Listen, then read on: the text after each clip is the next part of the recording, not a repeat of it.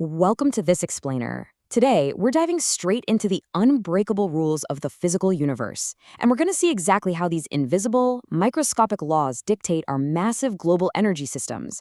Because honestly, once you understand the physics, the way you look at the entire world around you completely changes. Right off the bat, I want to start by challenging your assumptions with a pretty counterintuitive physics question. Picture this. You're pushing a heavy wheelbarrow full of dense soil.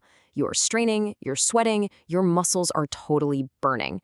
But depending on what happens next, from a strict physics standpoint, you might be doing absolutely zero work. Literally none. How is that even possible? We'll keep that in the back of your mind as we go. Here's our roadmap for today. We're hitting 5 main stops. 1. Work, energy, and power. 2. The conservation of energy. 3.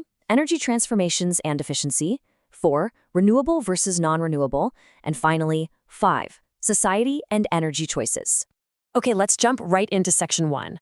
Work, energy, and power, the foundational big 3.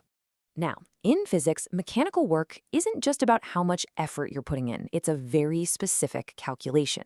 It's the net force applied to an object multiplied by its displacement. So let's go back to our wheelbarrow. If that wheelbarrow is stuck deep in the mud and doesn't actually move, your displacement is 0. And if you multiply your massive pushing force by 0, well, you get 0. Meaning you've scientifically done 0 work, no matter how much sweat equity you put in. For work to happen, you absolutely need movement. So let's talk about the 2 main flavors of energy. On one side, we have kinetic energy. That's the energy of motion. Think of a heavy 2,000-kilogram car speeding down the highway at 20 meters per second. It has massive kinetic energy.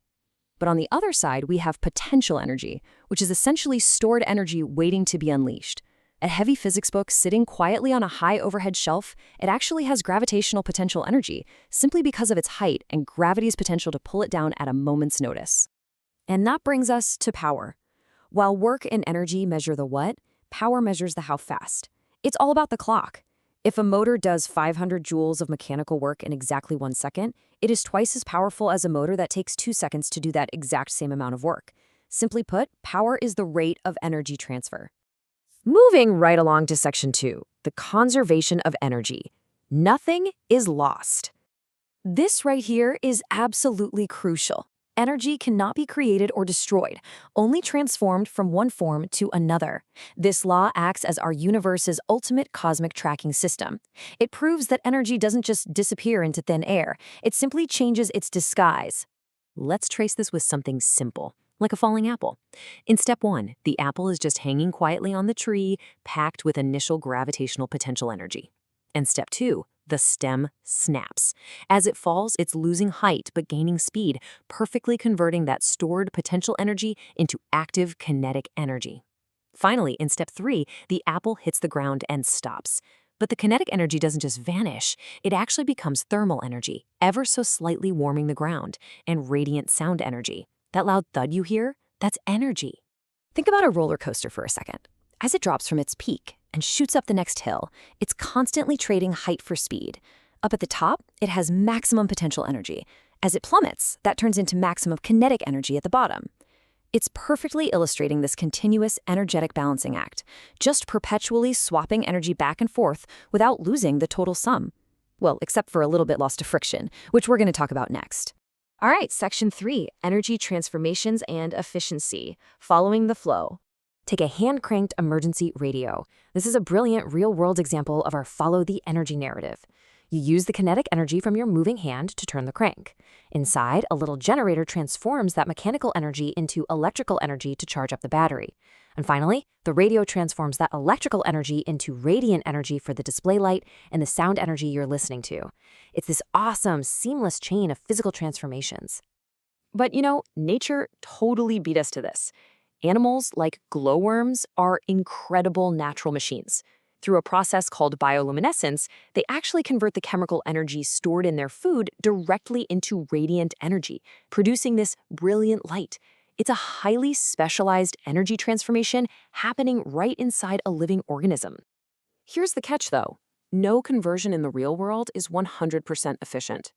Efficiency is simply the ratio of useful energy you get out compared to what you originally put in. For example, those old incandescent light bulbs, incredibly inefficient. they're only about 5% efficient. That means a staggering 95% of the electrical energy put into them is just lost as waste. And that waste is almost always thermal energy. That's exactly why those old bulbs got so incredibly hot to the touch.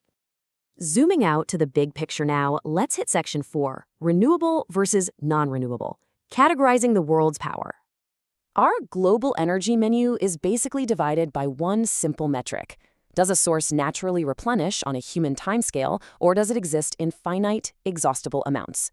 Things like biofuels, solar, and wind are renewable, but coal, natural gas, and nuclear power, they rely on finite elements pulled directly from the earth, making them strictly non-renewable. What's genuinely mind-blowing about this entire process is that both renewable biofuels and non-renewable fossil fuels fundamentally started out as the exact same thing: solar energy from the sun. Sunlight hits the earth, plants capture it via photosynthesis, and they store it as chemical energy. If we harvest those plants right now, today, it's a renewable biofuel. But if those plants died and were crushed underground for millions of years, they became the highly concentrated non-renewable fossil fuels we burn today. The only real difference? Time. Now, consider Canada's massive oil sands deposits. These non-renewable resources provide immense, highly concentrated chemical energy that is incredibly practical for powering heavy industry and global transportation. However, actually accessing this energy requires significant environmental disruption. As a society, we are constantly having to weigh the immense practicality of this energy density against its very real environmental impact. And that brings us to our final section, Section 5, Society and Energy Choices, the Macro Impact.